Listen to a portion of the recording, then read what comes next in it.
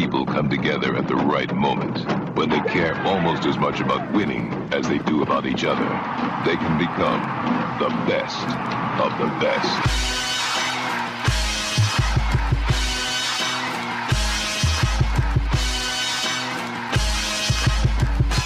To the best soccer show, the best soccer show in the whole world. Here we go! It's the best soccer show. Jason Davis, Jared Dubois, live for a show that we didn't tell anybody was going to happen. Nobody's here. Same bad time, same bad channel.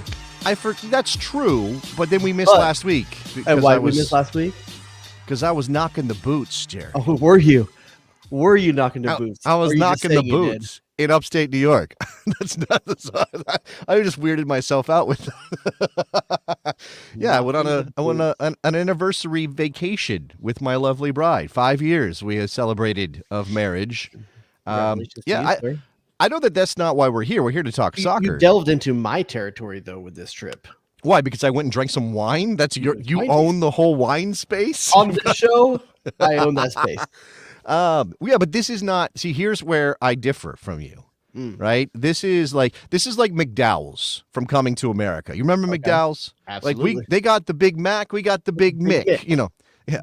Jared Dubois goes to what's your area? What's your wine area? My favorite one to go is Paso Robles. Okay, Paso Robles. They are not making Rieslings, dry Rieslings in Paso Robles. They're just not doing that, right? Yeah, I mean okay. So I'll dirt out for a second. It's a Rhone varietal terroirs. Like so, it's like most of the stuff there is Rhone varietals. You're getting reds that were originated in France. Okay, that's what you just described to me, right? The Rhone Valley. What is that? What you said? Rhone? Is that right? Is that France or Germany? Yeah, it is France. Okay, that's what I thought. I mean, I'm a wine expert now because I just spent 5 days in the Finger Lakes learning about wine. What it means is a lot of Syrahs and GSMs, so they're which I don't like. So dirty. So you were out in Paso Robles drinking these hearty red wines, right? Sure. That's what you do. That's what I do. I went to the Finger Lakes of New York, which is more of a colder climate. There's these deep lakes that do create these microclimates. Learned all about that, how that affects the grapes, Jared. But they are known for dry Rieslings in this area. I like a dry Riesling. Okay, but you are not going on trips to sample dry Rieslings. If I'm looking for dry Riesling, I'm probably going to Germany, though. But. Okay, so this is what I've learned, right? That this is the place in the U.S. that can approximate some of the conditions that lead to these Rieslings growing in Germany. Or Austria. And we went to the winery that was started by the first guy who experimented with trying to grow. What do they call the actual the grape? That is the wine grape, not the native one to the U.S. because apparently that's a crap wine nobody wants to drink. But whatever. I don't remember what you mean. The version that they split and make to grow in the U.S. I don't know. It's kind of like the parent. It's whatever the common grape is. Vitis vinifera, Jared. That's the one. That's that. And this is the wine grape that started the whole thing. Anyway, it sounds like you went wine tasting and went to school. No, we just did a bunch of tastings drink? And, they talk. Yeah. Well, we went to a bunch of tastings. We saw waterfalls. That area of the country is very beautiful for the waterfalls that they have. Boots. If you've ever seen, if you're from the East Coast, maybe you've seen this. Ithaca's where I went. Yeah. Ithaca is gorgeous, Jared. It's wordplay. Do you get it? Ithaca's gorgeous. Yeah. Oh, okay. There's a college there, isn't there? Cornell is in Ithaca, yeah. Cornell's Ithaca's a cool little town. We didn't explore the whole town. We went off to the wineries, but it looked very nice. Much time in the bedroom. What do you say? I'm sorry. What was that? Much time in the hotel room. We spent enough time together in the hotel room. Cool. 6 minutes back out on the road. Before we move on from the wine stuff and get into the soccer stuff, when Jared goes to Paso Robles, how much wine do you return with? On average, it varies. I would say I used to come back with a lot more. And there was a state. Are we talking cases? Are you coming back with cases? No. I'm not rich. I mean, if you add it all together, there might be a case worth, but okay. Back in the day, like 10 years ago or so. So this is me being old man on the lawn. It used to be the wine culture was if you do a tasting's free if you buy a bottle, that kind of thing. Because the whole point is to get you to buy the bottle. Right. Now it's tasting's free if you buy a case or something like that. It's really gotten out of control. So there's like a percent. There's a lot of this. So like, I used you to get come home with 15% off and this and that. Yeah, I used to come home with a lot more when it was like tasting's free if you buy a bottle. Because I mean, the whole point is before it all got before wine got gentrified. I probably came back last time with like 8 bottles. It wasn't that much. Okay. This was our first trip of this kind. We came back with more than 8 bottles. I don't know if there's like, should I be ashamed by saying? I don't even know. Like, I'm not rich either, but I came back with more than a case. Depends how what you find and what you liked while you were there. Yeah. We bought stuff we liked. And we bought stuff to give away, right? I mean, we took a trip to a place a lot of our friends haven't been, so we brought that. Anyway. We have 2 wine clubs up there too, so I drink free at 2 of the spots. So. Look at you. Let's talk about the soccer. Now, in the description for this show, which we told nobody, we didn't tell anybody was going to happen, so hopefully people will trickle in. I have Americans in trouble in Europe. I want to talk about the Champions League because AC Milan is not done yet, Jared, but it's not looking great for them. We could say that Gio and Dortmund saved themselves, did a lot of work by winning in Newcastle yesterday. So that's something we can talk about for sure. And then there's like Cameron Carter-Vickers and Celtic. We always knew where they were going to end up. Union Berlin, big fat. How do you say 0 in German? Do you know how to say that? You know, say Zero. I can say 1, 2, 3 because I watched Cool Runnings as a kid, but I don't think I can say 0. I have no idea. German. I didn't German. I think some of the people in our chat would know how to say 0 in German. I don't know if I know to say any words in German, any numbers. Okay, I don't want to do it because I'll mess it up and I'll butcher it and I'll be embarrassed. But you don't remember Cool Runnings when they copy the Austrians? It's probably been 20 years since I saw Cool Runnings. 20 years? You're supposed to watch Cool Runnings at least once every 4 or 5 years. I don't think it's as good as you think it is. To re-up, to get your John Candy levels. Let me get my John Candy on. I got Great Outdoors. Wait, is that the first? I know we talked about that. We have a shared love of Great Outdoors, but is that your first place you go? Is Great Outdoors? Planes, Trains, and Automobiles. Oh, man. Great Outdoors. Or, like I said, Vacation, but it's not John Candy vehicle.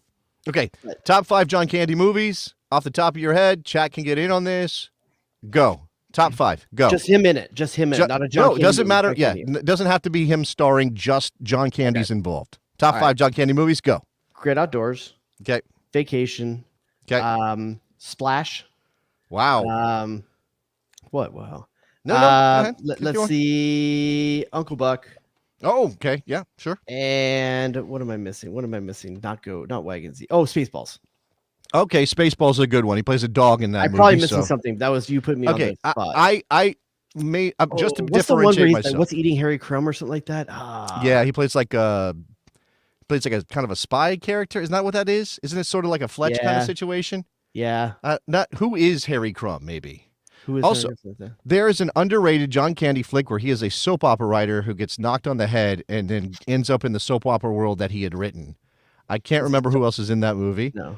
Somebody will remember that John Candy flick. Did I say Planes, Trains, Automobiles before my 5? You did. You didn't put it on your 5. It's got to be on your 5. That would have to take the place of something there. I'm not sure. Planes, Trains, Automobiles be in. What about Canadian Bacon? Canadian Bacon I've seen a few times. It's okay. Yeah. It wasn't really my jam.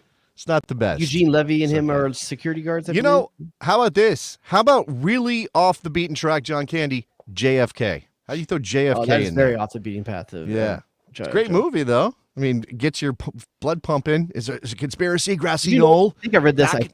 Forgive me if I'm wrong, but someone will fact check this. But I believe John Candy was originally supposed to play the Rick Moranis role in Ghostbusters.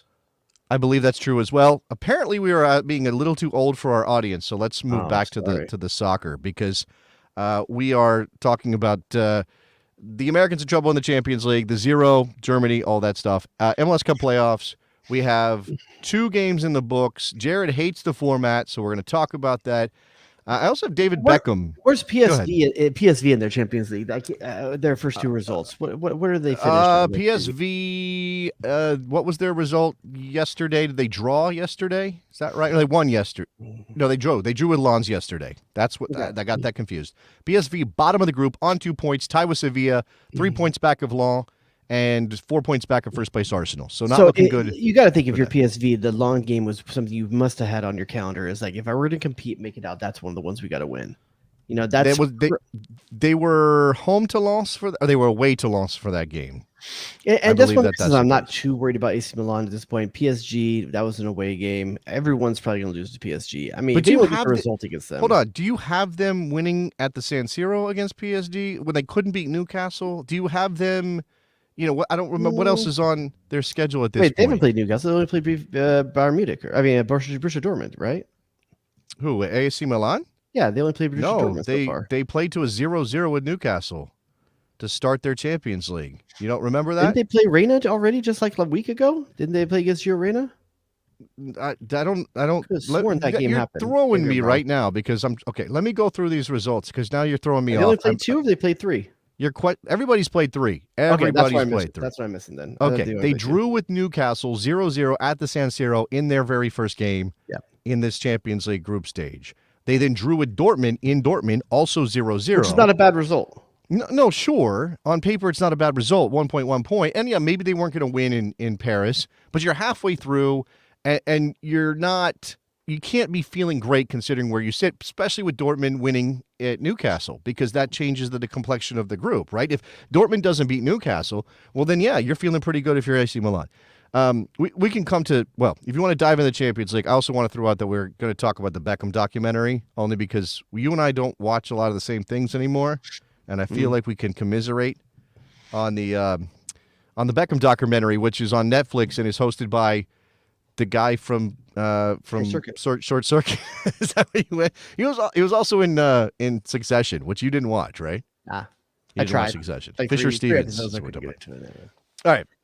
So AC Milan. The weird thing is that I've watched most of the AC Milan's games so far this season, and in Serie A, only the Inter Milan game has ever been the game where it looked like they at all had any problem with any team.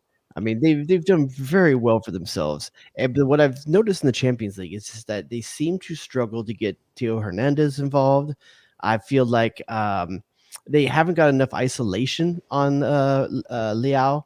And I think that might be his teams are catching on that, hey, you got to send the double team early. Well, they're also, I think everybody's knocking Leao around a little bit to see how he handles it. And I'm not sure it's going well for him in that regard. I think that. One of the issues with the AC Milan too is that I don't think they have enough creative play through the middle. It's everything. They don't do anything through the middle, do they? They don't do anything through the middle. They just try to be defensively strong. But it's a modern approach, right? It's a 4-3-3 where you're not doing anything through the middle. You're really just looking for your wingers, in this case, Leao and Pulisic, to do most of the heavy lifting in terms of creative stuff. I mean, you have Giroud as a point of reference, and he's a very good one some of the time. And Pulisic had one very good opportunity. I think in hindsight, he didn't realize the defender had fallen behind him. I think he thought he was on his, he had to rush it. Not the best ball across for Giroud. Probably should have taken it himself. If he had known the defenders had gone down, I'm sure he would have just kept it and taken it himself. So, but in hindsight, is one of the best opportunities for AC Milan, and it's on him that it didn't come off. Right, and he did admit to that. I also think that they're going to be okay, but of course you want to project confidence. I mean, also, part of the problem against PSG is they got victimized by one of the best players in the world, and a guy that if you vacate as their right back, who was playing right back for AC Milan in that game? Calabria.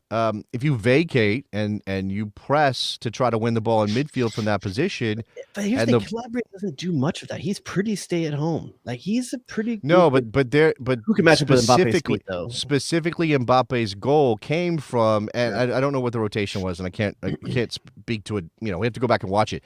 But there was a moment where that space opened up. They're able to play Mbappe, where he's basically dribbling into that space, right? You can play him into that space, but you can also dribble through that space on the right flank. And once he cuts inside, even if you close down on him, he's got that quick shot.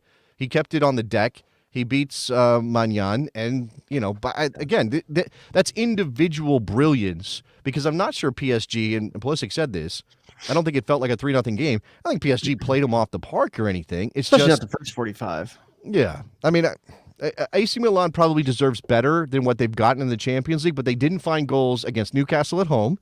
And again, Dortmund's a tough place to play, but I think if you kind of almost have to get a point there to be comfortable. At least, I mean, a win there to be comfortable, and they got a point. And again, maybe it's the nature of the first 3 games because they've only played at home once, and they played twice At Dortmund, an incredibly difficult place to play with the yellow wall, and the Parc des I Princes. think the only true drop points for AC Milan so far is that Newcastle game at home. You've got to get at least 1 point, if not three, from that game. So I think that's the only place they've truly dropped. If you were charting out at the beginning of this group stage where you're going to get points and where you're not, that just means that they're probably going to have to get 3 points in Dortmund. I mean, that's going to be that they get 3 points with Dortmund and 3 points in Newcastle, and that. Dortmund just showed it's possible, and who knows, by the time they play again, maybe they'll have a little more confidence. But in the league, AC Milan looks really good, and they have pieces. Let's come back. Let's come to Dortmund then. Obviously, we're talking about these teams because they have Americans on them. That's why we care about them. In the case of AC Milan, Pulisic plays from the start on the right side where he's been lining up. Yunus Musa continues to play. I do think it's going to be interesting, and I haven't checked on his prognosis. When Ruben Loftus-Cheek comes back, what happens to Yunus? He probably gets benched at least for a little while. But he's looked good though. I think he has too, and I think he's made a case for himself, which could lead to Pioli to doing a couple things. One is just a straight up platoon. We're playing on multiple fronts. And which he may have intended to do in the first place. I think Rander's spot is secured because he's the only one that truly that plays more of an offensive. He looks more offensive when he gets the ball. He's willing to get more into that late run into the box.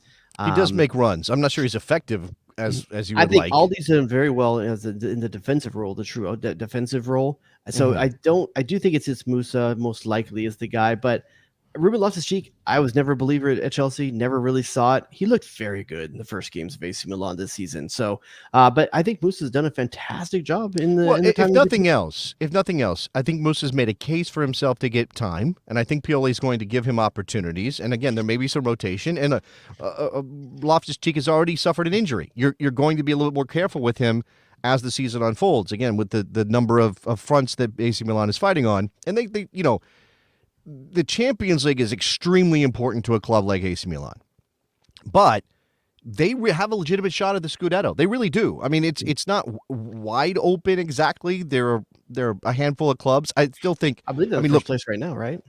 Well, you've got Inter, and Inter's going to be strong.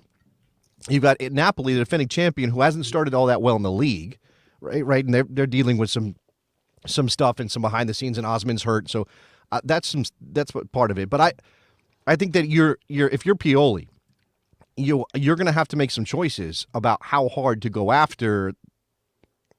I don't know. The Champions League lost 3 matches in the group stage. Let's not forget, 2 of them are home. AC Milan looked truly outclassed in Serie A was against Inter Milan. That was a beating. Right. It was a beatdown. Yeah. So that was not good. I mean, they've had no problem beating the lower teams of Italy. The problem is when they've played Juventus and when they've played Inter Milan, they haven't got the results they needed. The Juventus game was a little bit different. There was the red card in that game that affected it. I do think they were the better team until that point. But I just don't think Pioli changes much at this point, and just keep pushing on what they're doing. They're looking good. They have a ton of changeover they did in the offseason. I think 8 of the top starting 11 positions are probably newer players. Maybe more like 6 or 7, sorry. But something still like quite a bit of changeover. So I think he's got him on the right track. It might not come together quick enough for Champions League, but I think they'll be fine for the Scudetto. Well, I mean, you still have 3 group stage matches over the next couple of months, right, before you even get to the point of and again, 2 of those are at home, so they have an opportunity to pick up points there. The other game, so again, that the team in the group that is trying to beat out AC Milan from one of these spots is Borussia Dortmund. They go away to Newcastle and win. We care about Gio Reyna, who continues to just get these sort of late game minutes. Now, he was active. I think he was aggressive, especially defensively. In fact, got called for a foul that very easily I think could have been a yellow for him. He's only had 10 touches on the day. I was surprised to see him come into that game. You don't associate Gio Reyna as the 60th minute sub when you're protecting a 1-goal lead. That's a game where you're going to be a lot more defensive. It's going to be a pragmatic. I was surprised that in that moment that Terzic went with Gio Reyna. I think it's a good sign that he believes in him on both sides of the ball. Terzic does this thing, and I know these are often translated quotes, and I'm getting them for like filters of different websites and stuff, but he does this thing all the time where he says something like, Gio Reyna's really making it hard for me, and I don't know what I'm going to do, and he could very easily start, et cetera, et cetera. And okay, that's great. And can you actually play the kid a little bit more? I mean, if you're going to talk, and I know he's building up the confidence, and nothing is given; it's earned. But I think that I'm getting a little frustrated. I'm not saying that What I Gio like though, it is the moment when he does come in. He's playing in the middle of the park. They're playing him in a very similar position in the field that he's going to be playing with the U.S. national team. I think I like not seeing him out there on that wing. That role he played quite a lot for Borussia Dortmund over the last 2 seasons. I like that they're playing him more central. I think it's going to help him. At the end of the day, all I care about is the U.S. national team. I don't give sure. about Borussia Dortmund. Only as a function of yes, right. I got you. I just like that he's playing minutes in the desired position that we see him in, which is one of the things that sometimes I go back and forth on when it comes to Tim Weah and Weston McKennie. Is that what are we? Is our national team being at all hampered by the way in which those 2 players are being used at Juventus? And I go back and forth. When Weah gets to the U.S. national team, he doesn't look like he's lost a beat up front, but it is just weird that a right back is our starting winger between club and national team. Yeah, but I don't know that that's. Can you think of another player at another national team that's done that? Yeah, I think there are lots of players who line up in different spots for their club teams than they do for their national teams. Even at high level countries, I think that happens on a fairly regular. No, it's I don't know if it's as stark a difference. Although at Juventus, Weah is playing wing back and not he's got fullback. free reign to go forward. Yeah, he's still largely doing the same things. He's just doing them from a different starting position with slightly different responsibilities. I don't worry too much about that, and I don't really worry too much about Gio Reyna's position at Dortmund. I think once he steps into the national team picture, playing him through the middle these days makes sense, and I hope he can continue to build his confidence. So it looks like Dortmund's giving themselves a chance in the Champions League, and just again to come back to the standings. PSG on 6 points, 2 wins and a loss. Dortmund now with the win against Newcastle is on 4 points from 3 games. Newcastle also on 4 points. Dortmund's goal difference is worse than Newcastle's, but because of the head-to-head, Dortmund is ahead in second place at the moment. And then you have Milan at the bottom on 2 points. But again, tough to judge them because of the 2 away trips they've had to make. So there's still that in terms of hoping that they can get through. We mentioned PSV. Jared, you want to talk? Because Malik Tillman, after not being in the national team picture because of the injury, ever since he overslept, the dude seems to, for some reason, that kick started him. I don't know. Ever since he got in trouble for not making, I think it was practice. Is that what it was? Who are we talking about? Malik Tillman? Yeah, didn't he? That happened. He the one that overslept. And I don't. Did I miss that story? I must have missed that story. Let me know if I'm right on that. I could have sworn that he got cited for like missing and oversleeping or something like that. But the guy was barely getting minutes for the first month and a half. All of a sudden, it seems like he's found confidence with the coach. He's getting more consistent minutes. He and Serginho Dest missed a team meeting, according to Nathan Newcomb in the chat. Okay, missed a team meeting. Did not know that. Yeah, that's a no-no. Obviously, Serginho Dest has now been written in pen as the right back at that. He's getting a ton of minutes. There's something that Serginho Dest really needed outside of Christian Pulisic, probably the best move of the offseason for any American in terms of what they needed for their career. Yeah. Malik Tillman now getting, if you had told me at the beginning of the season what order I expected players to get minutes, I probably would have put Pepe at the top. Really? Given the fact that they splashed so much money for PSV on him to get him from Groningen and get him over there, it seemed like, okay, you're not going to invest this money, even though knowing he's going to play behind veteran player. But he was, I know it was a significant amount of money for a Eredivisie club to spend, but he was clearly the safety blanket, the next guy up, because De Jong is aging. But De Jong, if he's scoring goal, I see what you're saying. I can understand handicapping it that way because Dest he was in Siberia. Like, you never know. Like, he comes from Siberia. What can he actually do? And they threw him right in, partly because of injury, but he shows that panache that they seem to like there. And then Peter Bosch, right, in charge at PSV. Do I have that right? And then, obviously, Malik Tillman. I can't tell you that I was, like, up on PSV's midfield enough to know if Tillman was kind of bumping up against it or what his role was going to be. But yeah, he stepped right in, got the assist, although I don't think that necessarily it's not that Tillman did something magical. Bakayoko scored because the goalkeeper seemed to make a mistake. But, that still counts in terms of what he did on the field. I'm more worried about Tillman's performance because I don't think PSV is going anywhere. And if you are up a goal against Lens and you can't hold on, then you're probably not going to get out of the group. They still got a chance. They're not in poor position. They've got a chance to. But I agree with you. I wouldn't put my money on them. But it's not the strongest group. It's not like No, he it's went AC well. Milan and Bayern and Borussia No, Dortmund. that's true. What does PSV have?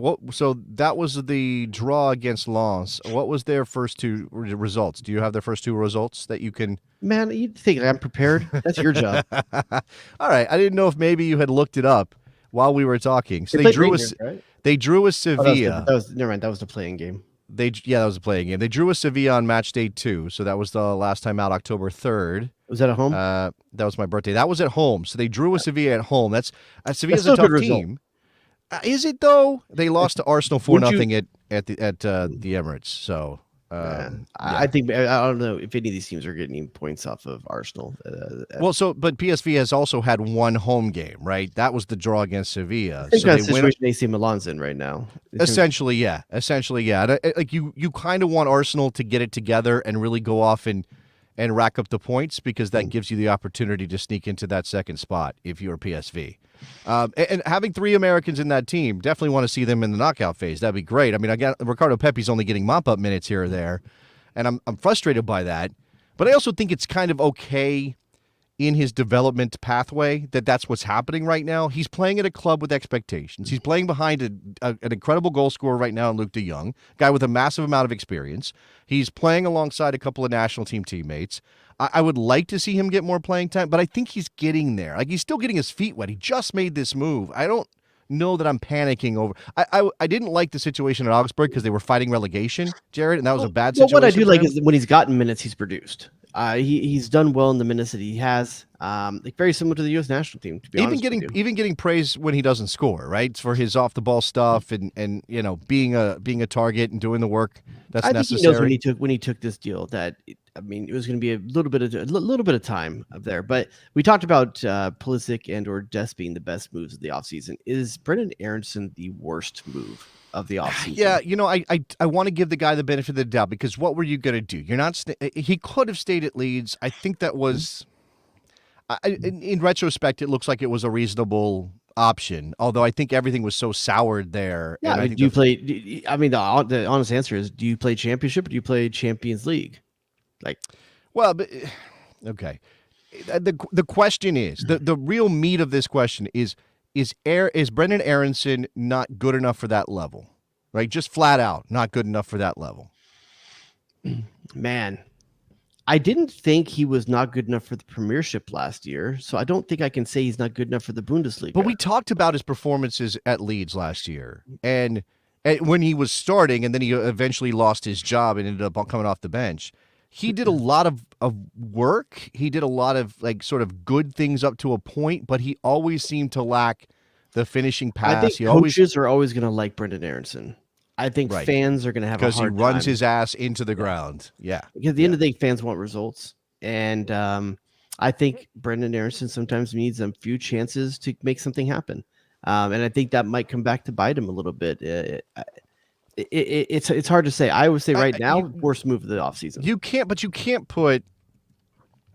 put Union Berlin's performances, particularly in the Champions League, on Brendan Aronson, right?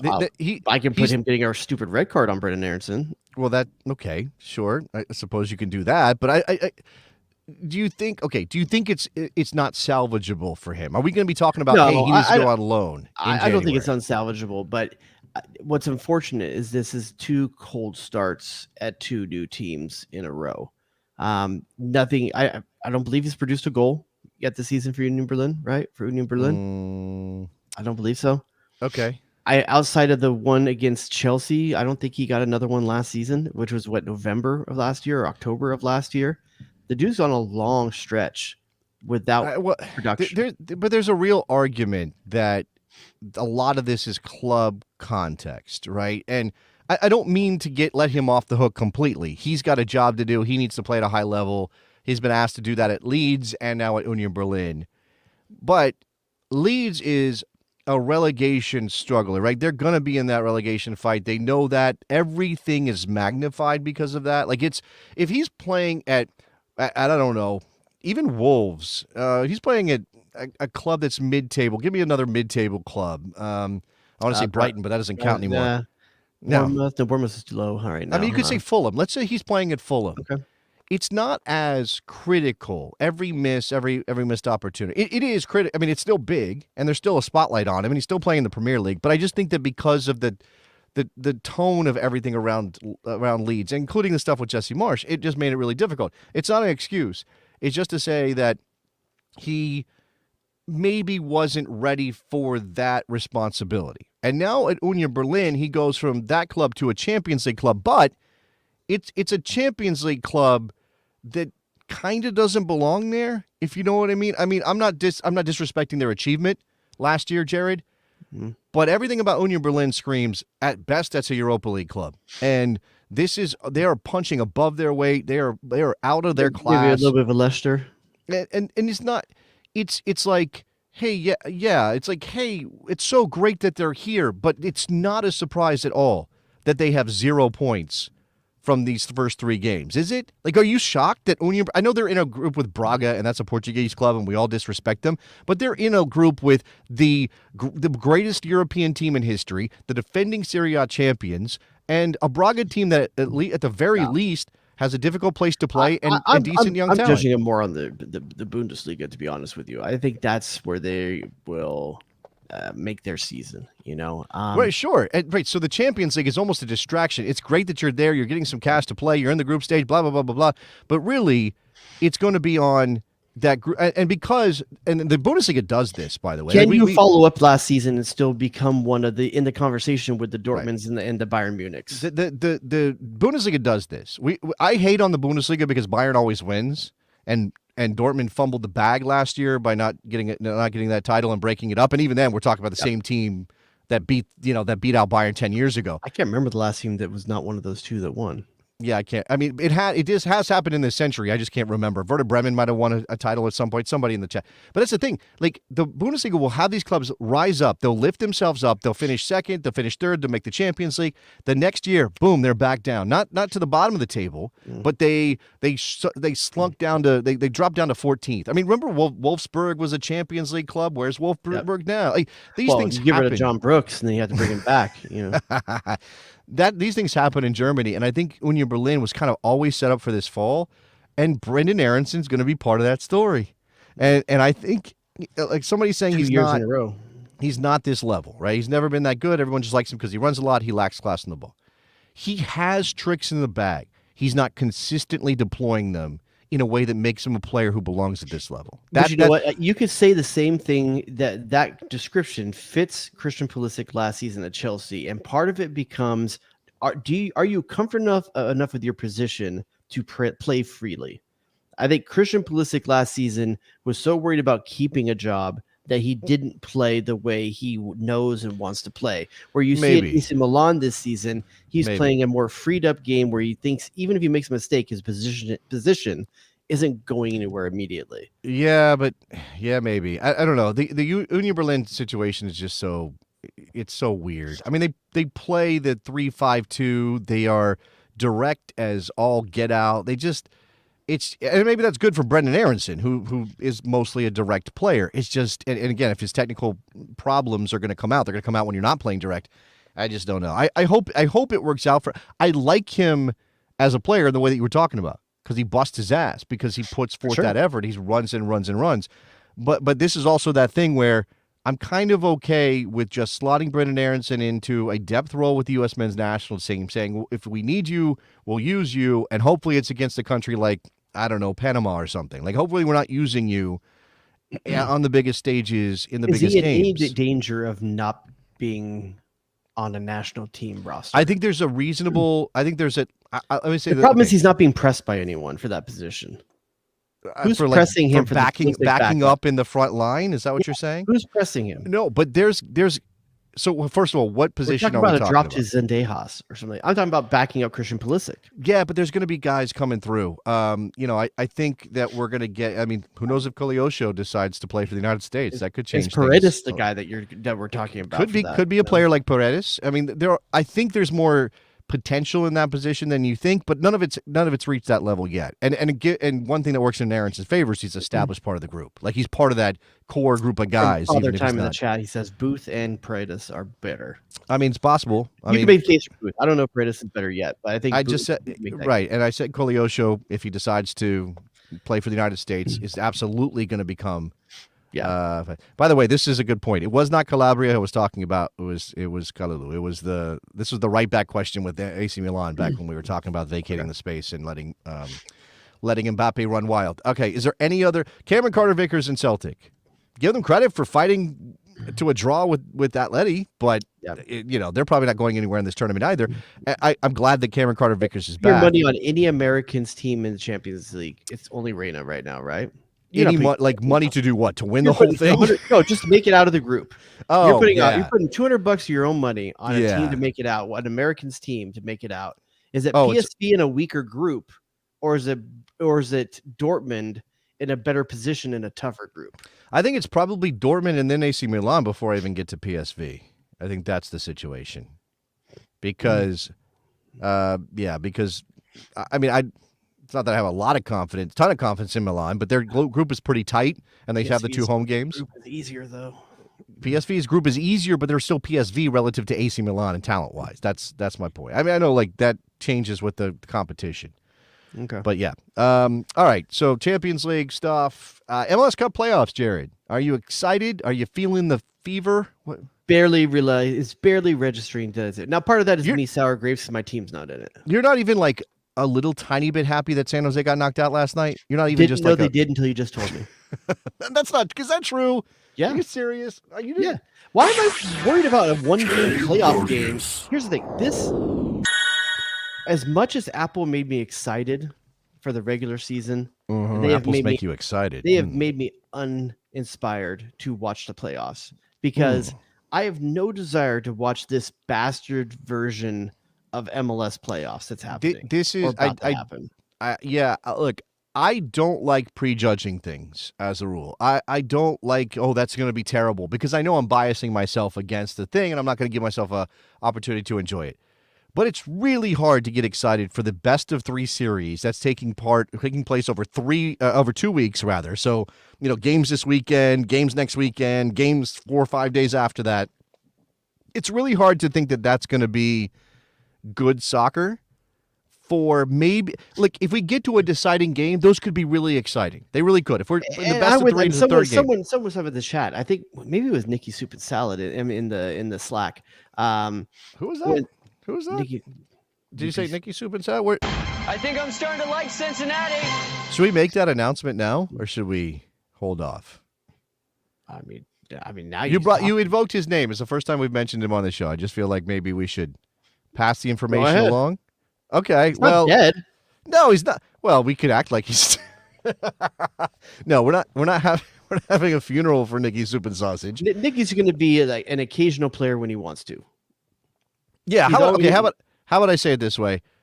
Nick's got a life, and he's a very busy man. He's a great dad, and he's got a lot of stuff going on, and he can't commit to being with us every there's Thursday. A lot of stuff they have to do, but so the door is open for Nick. Anytime he wants to sit in, he will. What that means, I think, the Sausage King of Chicago, is that anytime he shows up, it's going to feel special, Jared. It's going to be like seeing your old friend that you haven't seen. Like JTT, years. Where's he been lately? I know. Where is that JTT? Dude. OMFPG-13, it's JTT! Maybe JTT's got a love affair, and every Thursday night's date night now.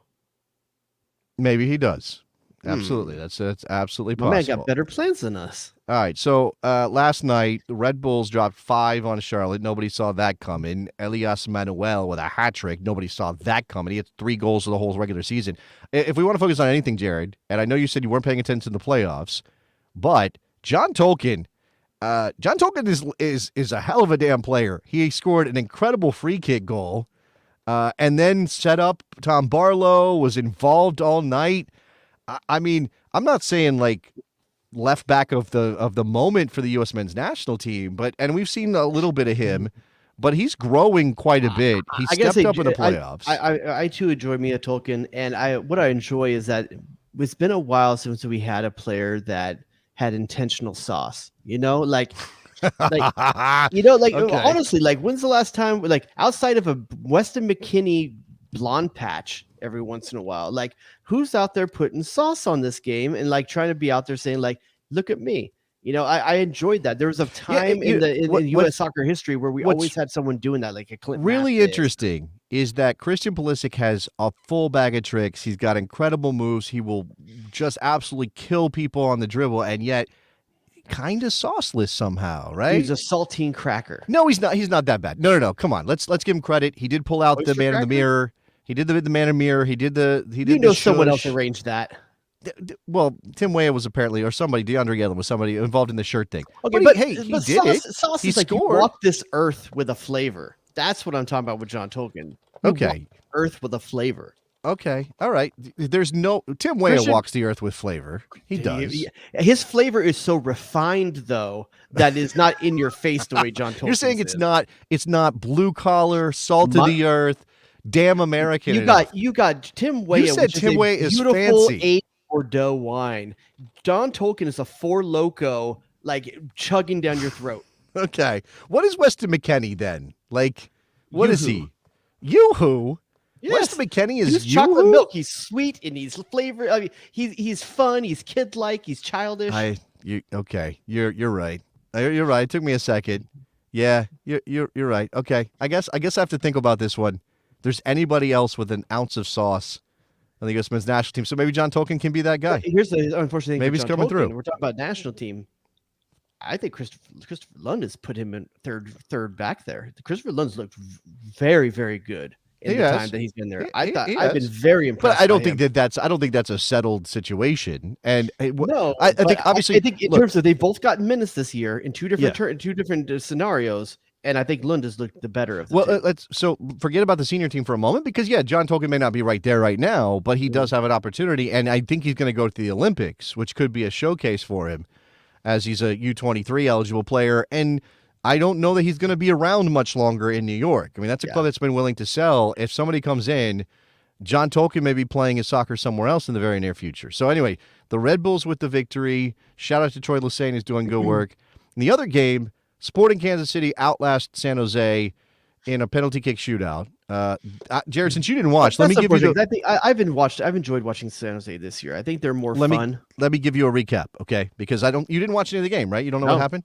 Yeah. Do you remember what German for zero is? Because that's how many shots on goal San Jose had in that game last night. They had 0 shots on goal. No. Sporting Kansas City wasn't dramatically better, but they did have a couple of opportunities. I did see Polito. You know what? I didn't realize they were playing San Jose, but I saw Polito's penalty kick.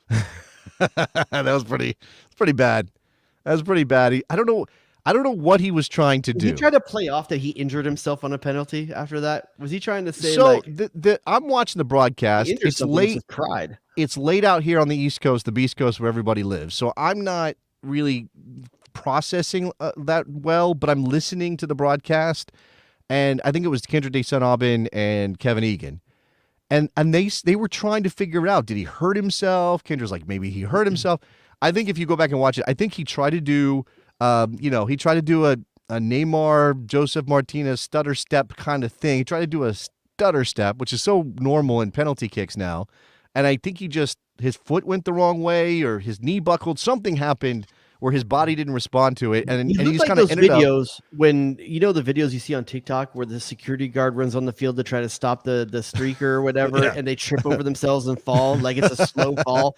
Like it was rough.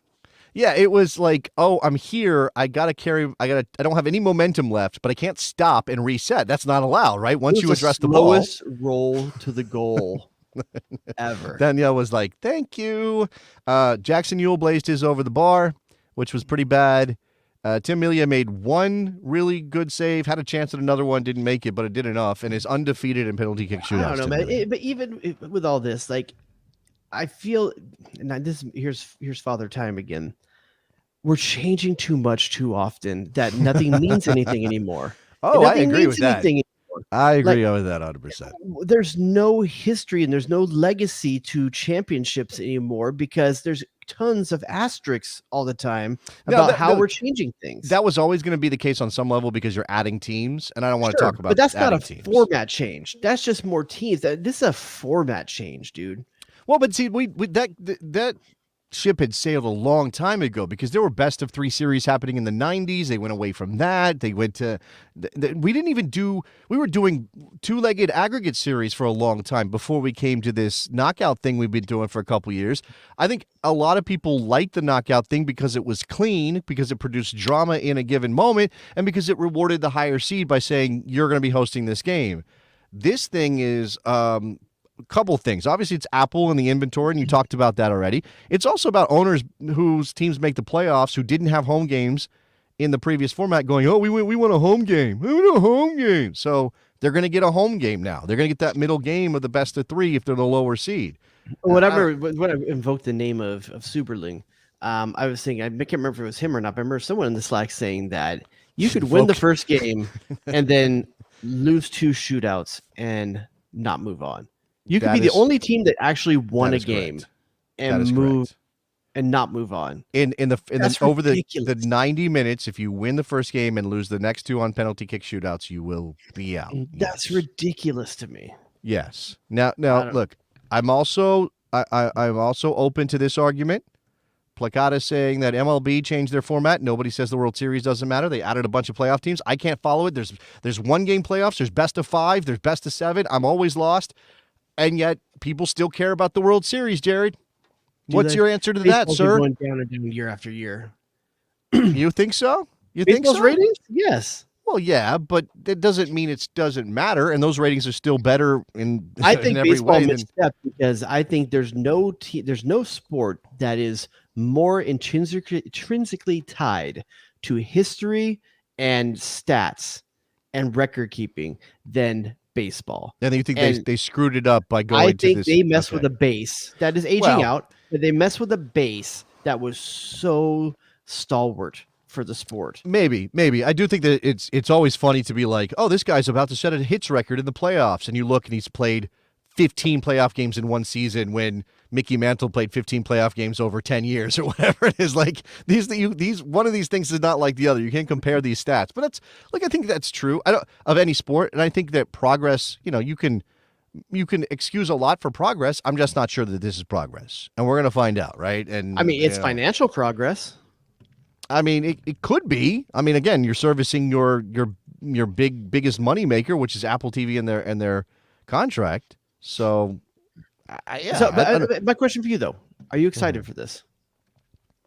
I'm excited for individual things about this round of the playoffs. I'm not. I can't say like structure. No, the structure does not excite me, but I'm also willing to say that I don't know how it's going to play out. So, if it's like, I can't say for sure, like, oh, the games are all going to be boring or something. I have no idea. Or, oh, this time span makes the drama drop. I don't know. Maybe that's true. I think whether it's boring or not, I think it confuses people. And especially when you have a league that just brought a ton of eyeballs to it in the signing of Messi, and people who have not watched this league before. I think you look like a Mickey Mouse effing league when you put this kind of thing out there. I don't think that if you're Major League Soccer, barrier to entry is too high. I don't think if you're Major League Soccer, you worry yourself about people calling you a Mickey Mouse league, because that has been true from day one, and it hasn't stopped, and nothing you've done or nothing you will do is going to change certain people's minds. And we're going to talk about the Beckham documentary, and it certainly comes up in there. I know 2007 MLS is very different than 2023 MLS, but it's fascinating to sort of watch how this has unfolded and how people perceive this league and everything else. I don't think you can watch MLS in that documentary. I don't think you can ever be like, oh, we have to do this thing to make ourselves look more legitimate. That's not how MLS is going to make it. I'm not saying I like every decision. That's what I want. Consistency. I don't care about legitimacy. Do you get legitimacy with consistency? Like, right. Even if it was the old shootout system, if we just were consistent with it, eventually it just becomes your legacy. That is true to a point, and I do agree with that. However, I don't think you want to. That being said, I'm glad we. I don't think you want to fall into a sunk cost fallacy on this stuff either. And again, I'm not justifying every decision Major League Soccer has made. Phrases you're using. What is that? You know what that means? It means that you don't just keep doing something because you've always done it. Oh, we can't go back now because we've always done this. It's that idea that you've already put too much effort in to change. You have to be willing to adapt. Major League Soccer has been willing to adapt on a number of fronts, and it's benefited the league. This is different. Phrases out of my podcast. This is very different. I want to go back to the national team for a minute before we run out of time because I do want to talk about Beckham. But something we didn't really hit on there that's national team related is that Jozy Altidore went on Kicking It on Paramount Plus. I don't know why I'm doing that, but isn't that what it's called? It's called Kicking It, right? They're kicking it, Jared. Oh, is that the one where it's Charlie Davies and Clint Dempsey sitting on a couch? And I think Mo Adu is supposed to be involved. I watched the Kate Abdo? Matt Turner. I watched the Matt Turner one. Did not watch the Carly Lloyd one. Yeah, it's them. I sitting actually in... think good show. I enjoy it. Okay, I'm not.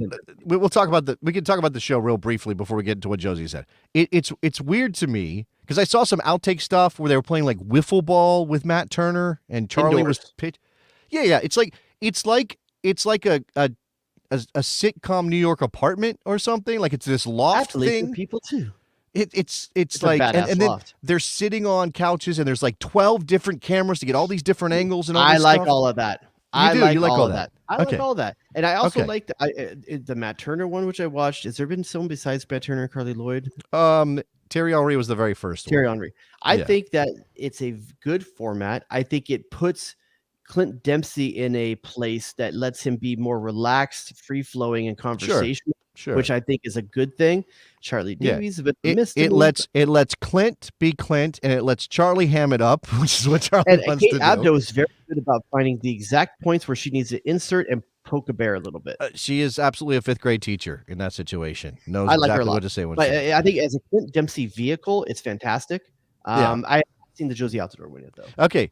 I don't know if they released the whole thing. They like to tease it by putting out these little clips. Like Carly Lloyd saying that all these kids these days are terrible, and this is why we don't win World Cups because they're all too wrapped up in whatever. Jozy Altidore, when asked, and to be fair, he was asked. He didn't just bring it up. They said, "Who's better, your generation of the U.S. men's national team or the current generation?" And his response, and I could have gotten the audio, I didn't. He said, "Better is a weird word. I think we were more complete." Maybe not positionally better at every spot, but as kind of with groups, we were more complete. As a team, we were more complete. And then Kate said, well, who would win if you played each other? And Jozy said, we would win. So, we would win that game. This was the 2014 team, correct? So I don't know that it's specific in the clip. Okay, I don't know that it's specific in the clip. He's talking about 2014, but that's the team that Jozy was on. He didn't really make a contribution to the World Cup team because he got injured against Ghana. Remember, but he was part of that team, and that was Clint, and that was Jermaine Jones and Michael Bradley in the midfield, and who else? John Brooks was coming up. He didn't start that Ghana game, but he did play a bit. Was in that. Beckerman had himself a tournament in that game. Who else?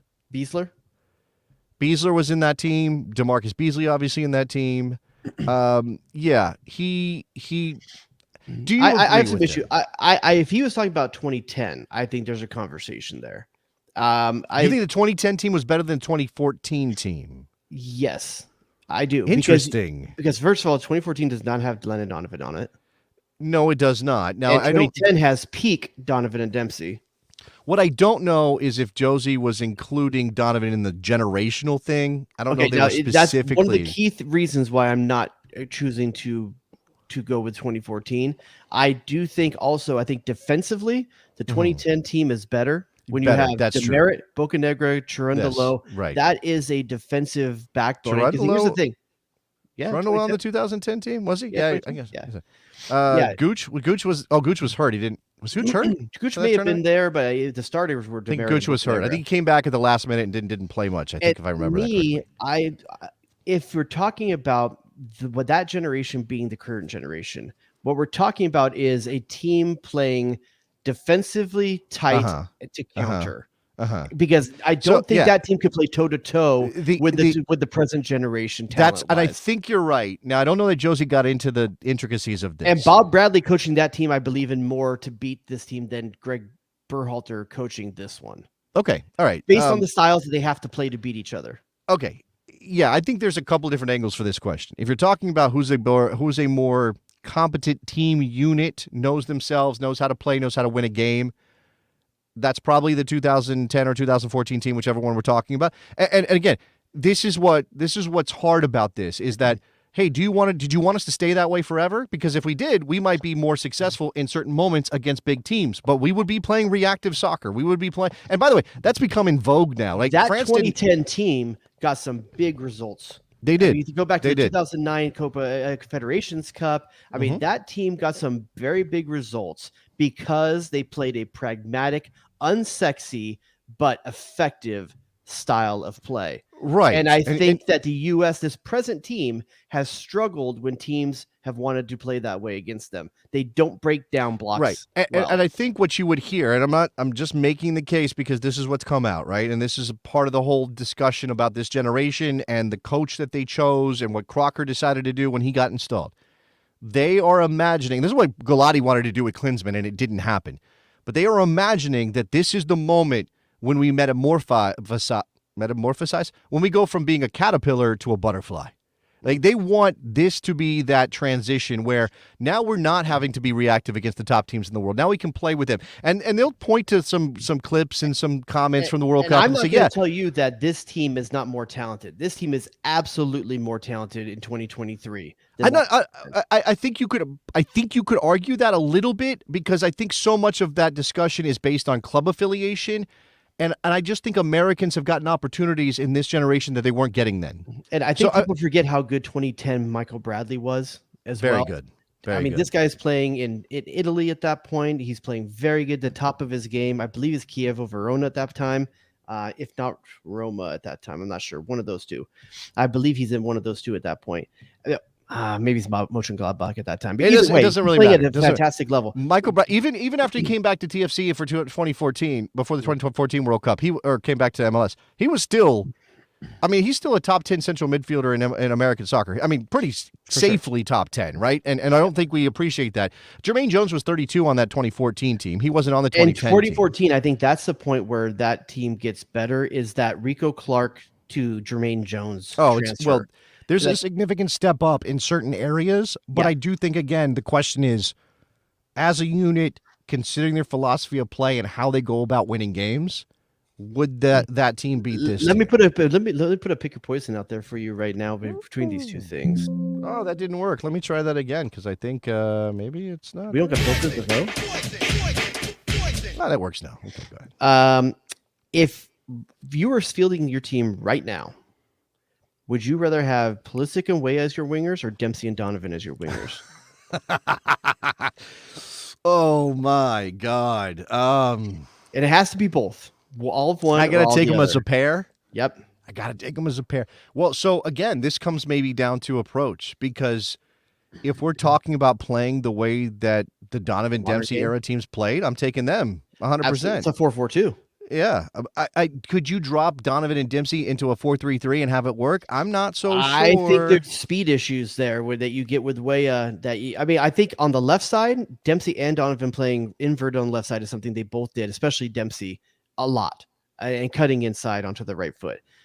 I think replacing that speed you get in Weah and that verticality that you get, maybe Donovan circa 2005, 2006 has that, but I don't think when you get to that 2010 to 2014 time frame, you're getting savvy players that know how to manage a game and how to work a game. It's really a tough question because you're asking about two players who just don't fit the modern system, the current system, the Donovan and Dempsey. I mean, Donovan drifted between midfield, both of those guys, midfield forward, right? Midfield forward, midfield forward, midfield.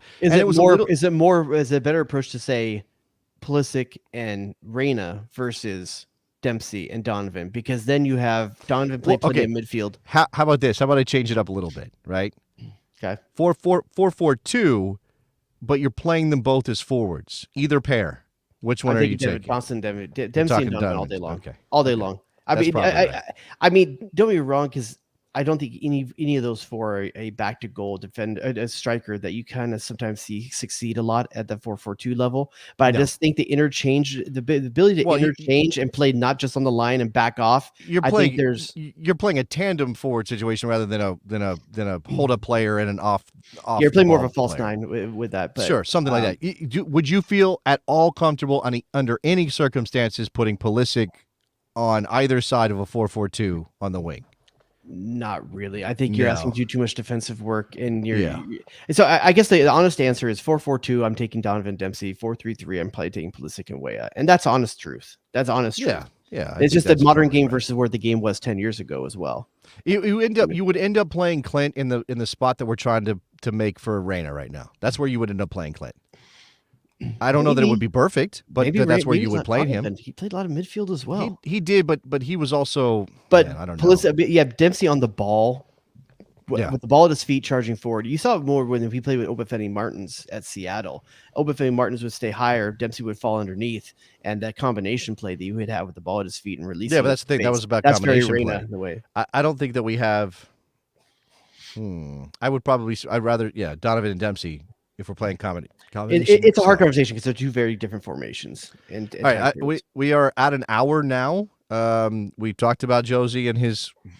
By the way, he posted somewhere that Weston McKennie's already reached out to him about this statement that he made, trying to set him straight. Well, here's the hard part: there's a ton of fans that can't make this comparison. There's a lot of fans that don't know what the difference between these two teams are. Oh, if you were I know a lot of our audience is up to date, okay, or not up to date. One game that will have someone go watch. No. I know a lot of our audience knows about that era because they're old like us. I went to the doctor today, Jared. I got some old guy stuff I can talk about. But if maybe a game, but I was going to say highlights because we live in a highlights era, YouTube era. Highlights from 3 games to watch from that era, the 2010-2014 era, specifically. Yeah. I mean, obviously, it's the Brazil Confederations Cup game. No, it's Spain Confederations Cup. Spain. The Brazil game was fun, but we lost that game. Came out I still halftime, think it's got roasted. a worthy game to watch to show how good Charlie Davies was. Because you really have a small window to see that. If you're talking that time period, I'm thinking 2008, 2012. Is that fair to say, somewhere in that range? Yeah, sure, because that's the end of the cycle for 2010. I guess that counts. I would go with Spain. Okay. I would go with Algeria. Okay. I think it's a fun game to understand why people like that team. I think it's a seminal moment. Man, that game was on a razor's edge for most of it. I think Algeria hit the post or the crossbar like at least once in that game. Dempsey might have hit the crossbar once before the goal from Donovan. Okay, I can see that. Do I pick the Azteca win? I don't think I'm picking the Azteca. The Azteca win? That was a friendly. We're not talking about the Azteca win, right? I mean, it's just a good game. Yeah. No. Okay. I mean, I think you. I might go Brazil, Spain, and Algeria. What about 2000? What about the qualifying win over Mexico 2013? Donovan's last goal for the national team. Dempsey from the spot missed it when it was 2-0 and the game we were at. Oh, the game we were at. Yeah, Columbus. Yeah, that was a fantastic game. That was a fun one. Yeah, maybe I'll let that one sneak in there when we say that Dempsey missed on purpose. For if you have nominations, because I'm sure we're missing a lot, it's just not coming. If you have nominations for that 2010 to 2014 era, so we're talking Bradley Klinsmann, we're talking about Donovan being part of it, but not at the World Cup. Jozy's rise. Charlie Davies being there and then not being there, obviously. Dempsey, still getting it done up until 2014. Let us know. Because that's like, I don't want to call it homework, but it's like get yourself. No, some people would like to watch educated. Classics was a thing for a reason, This is a good shout. I mean, I was saying the whole game, but yeah, this is a good shout. Second half against Slovenia when they made the comeback. Bradley scores off the knockdown from Altidore.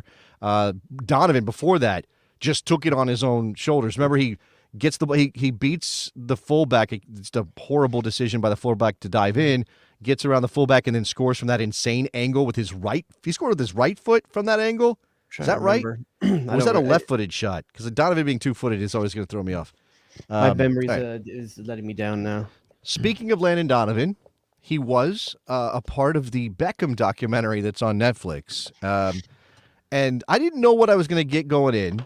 And the only reason I started watching is because I was told I might get a chance to talk to Fisher Stevens. Jared, did you know that I have a radio show? Are you aware? WNBC. WNBC. Were you talking about have- the finer I- points, the short circuit? I have a radio show right now. I'll just say Whoa. that. Yeah, the only reason I even started watching it because I was told that Fisher Stevens might come on my show. I haven't talked to him yet. So I was like, oh, okay, I'll give this a chance. Because honestly, I'll tell you, my first instinct was, oh, another player what is this going to be? Like, and Beckham is famous for being so controlling of his narrative that I didn't know we were going to get anything good out of it. I gotta say, especially when it came to the cheating allegations, while he never said it happened. Never. He No. definitely did not say it didn't happen. No, there was no non-denial denial or anything like that. It was just kind of like, here's this thing I was accused of. It was a really hard time for our family. You got his wicked wet. I'm telling you. Which I don't think that should be the focus of our discussion about the documentary. You were talking about protecting his image and it being guarded, and I felt that was one I part. still think that reflects Beckham controlling his story because Well, I should. think He's the one paying for it. He's producing it. I realize that, Jared, but what I'm saying is when I go in as a viewer, I guess my point is like, is it worth watching if Beckham's in control? That was always my issue. Okay. Now I know it is. I think it's good enough and it hits enough. And it's certainly a review of a lot. There's a lot of stuff missing. I mean, it's only 3 episodes, so I don't think a lot of stuff missing on the MLS portion for sure. I mean, they barely touched MLS. I mean, if you watch it, you think they won one championship. I know. And like you know who I'd be mad? I'd be mad if I was. Oh yeah, tell me. Robbie Keane. Robbie Keane Not gets one no mention, love. one flicker of an image. Don't talk about the fact that not Beckham's the one that made that team. Robbie Keane made that team. There's one highlight from the championship run when they talk about it where Keane is in the highlight, but they never say the word name. They never say Robbie Keane. And Kyle Martino gets love because he's in there as an interview subject. Who else? Who else from the Lewicki, obviously. Lewicki, yeah. Donovan, Lewicki. No, Alexi wasn't in it. No, Alexi was. I wonder if Alexi got asked. I'm wondering if he got asked. He was in it in terms of like a soundbite of like the. Oh, he was there announcing Beckham's arrival in LA when that famous Tim moment Lewicki happened. was very happy with himself to be in that. Tim Lewicki was enjoying his time talking about. Tim Lewicki did some stuff, man. You gotta get back and give credit. But yeah, I listen, as for someone who was a soccer fan in the '90s of the Premiership and in particular Manchester United. It was so fun for me to watch with me. And I'll say this, my wife enjoyed it way more than I really thought she would. Like she really got into it because there's so much less soccer stuff than it was personal. Because it's Beckham, which they don't actually say David Beckham. They say Beckham. And it kind of becomes, I mean, you get the sense that it's focused on him and the universe circles around him. But Victoria is so prominent and so much of the story is kind of about their relationship, how she responded to his various decisions and all that it is almost as much about the celebrity thing as it is about the soccer, which it makes sense because he's I'll say though, he comes off as selfish though to his wife. Oh, for sure. I mean, there's a redemption arc at the end of it. But absolutely, he comes like an asshole who just did what he wanted to do, and his family had to deal with it. Man, I was totally that meme where the dude is mansplaining to his wife something going at a sporting event on the couch with my wife, like that's Sir Alex Ferguson. He's this and that's Paul Scholes. There's Eric Cantona. Watch, his collar's always going to be up. Talking like, I was totally that guy. Yeah, I thought it was well done. I geeked out over it. It was fun for me.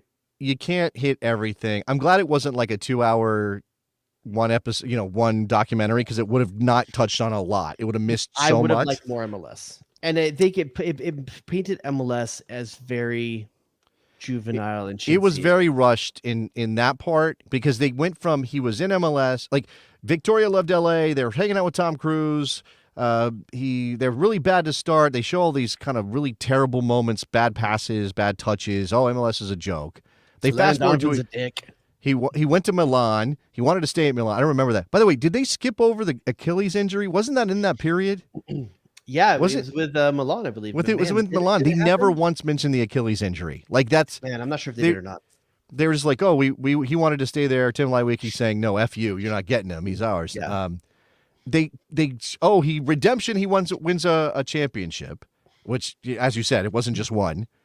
And then he's at PSG. It's like, boom, he's at PSG now. Like, what happened? Yeah, it was definitely rushed through that portion, and that's unfortunate because one of the parts I was most excited to hear was all the drama, like the behind the scenes stuff at the Galaxy. Yeah, and not one mention of Alan Gordon.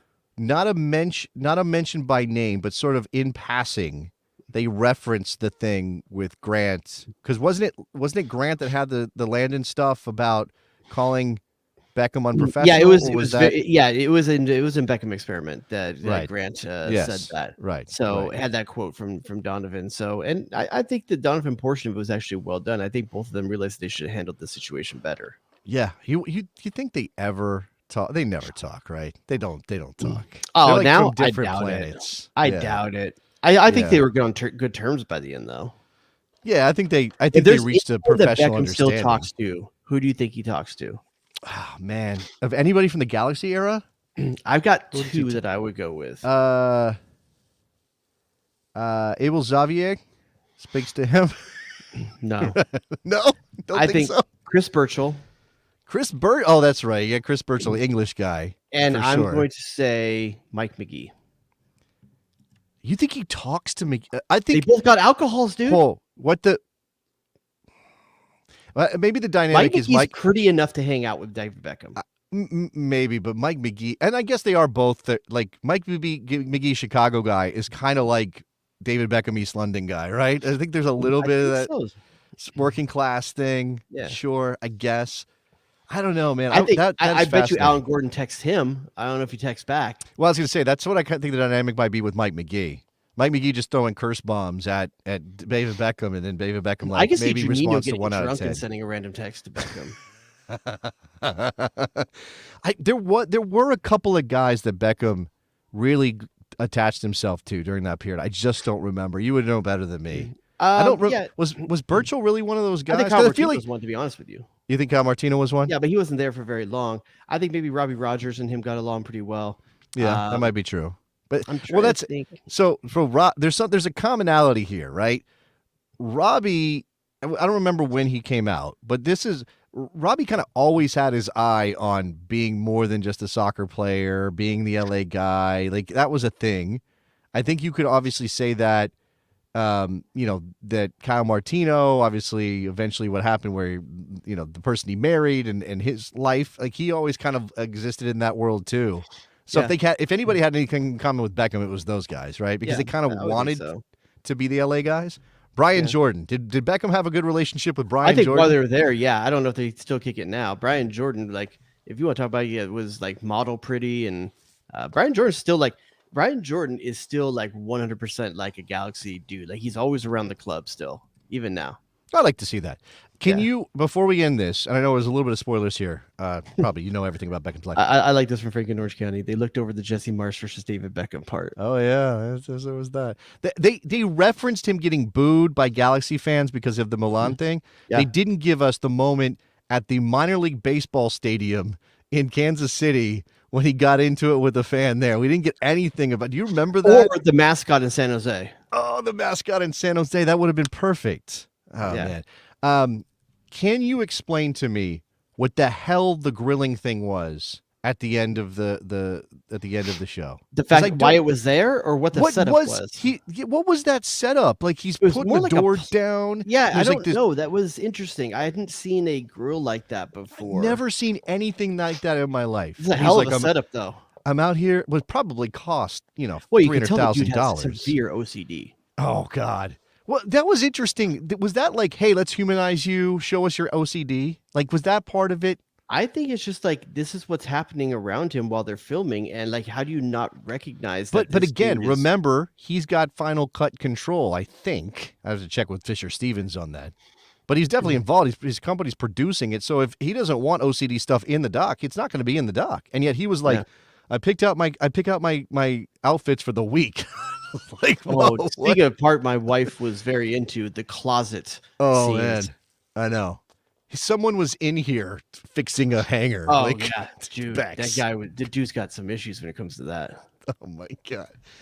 Oh, all right. Any other business, Mr. Dubois? I think that's it. We got bonus footage, like 13 minutes right there.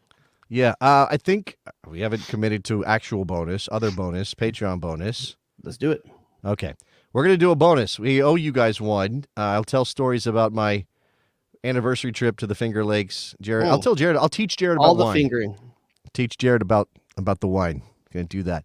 Jared will have other stories as well. Patreon.com/thebestsoccershow. If you want to jump into the Patreon community, we've got the Slack, which is still going strong, always delivering things. By the way, great bit of bestie travel for the 2 back-to-back U.S. games, where meetups, people taking pictures together. Yeah, good core group. I saw Morgan was at some amusement park with our man Freddie. Was that a thing? I thought was it Disney World? I don't know. I don't know what they were. Universal Studios or something. They're looking like they're having a good time. Beautiful weather in Florida. Shout out to, I think Tom was at the match. Allison was at the match. Who else was that? There were a number of people. Freddie was at the match. There are a number of folks that were out there hanging out together. Oh, Dave Herx, who was hosting the match. That was the Connecticut game against Germany. Yeah. So a lot of folks out there. So yeah, you can join up the community at patreon.com/thebestsoccershow, get access to the Slack, get the bonus episodes, get the back catalog of bonus episodes. There's some really good stuff in there. Lots of good Nicky soup and sausage in that back catalog. Now that we know he's going to be sporadically. What? Nothing. Oh, he's going to be sporadically involved in the show moving forward, but we're gonna make sure that he. WTF? What's up with that dude? Look at you. You just totally backed out on us. Look at you. All right. So there's the ratings and reviews game is always a thing. Please go and do that. Occasionally I'll get an email that says we're in the top 100 soccer podcasts on some list somewhere. That's always fun. Sweet. So yeah, here we are doing it longer than anybody else. Is that right? What they say about me, I'm long. Yeah. They're always like, man, you guys have done it for so long. All right, we're gonna get out of here. Thank you very much for listening. We will talk to you, I guess, potentially next week. Bye.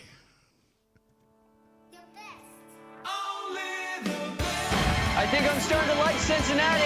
Damn, dog, that's in a approach. It was there. Oh, here we go, saucing them up. Hit them, what? Go to DEFCON 2. Get to the chopper! Calm down, Greg. It's soccer. It's soccer. WNBC. WNBC. The Horror Show. The Sausage King of Chicago. Zu viel Respekt für die Gegner. Zu viel Respekt für die Gegner. Michael freaking Arasco Fiscal. J.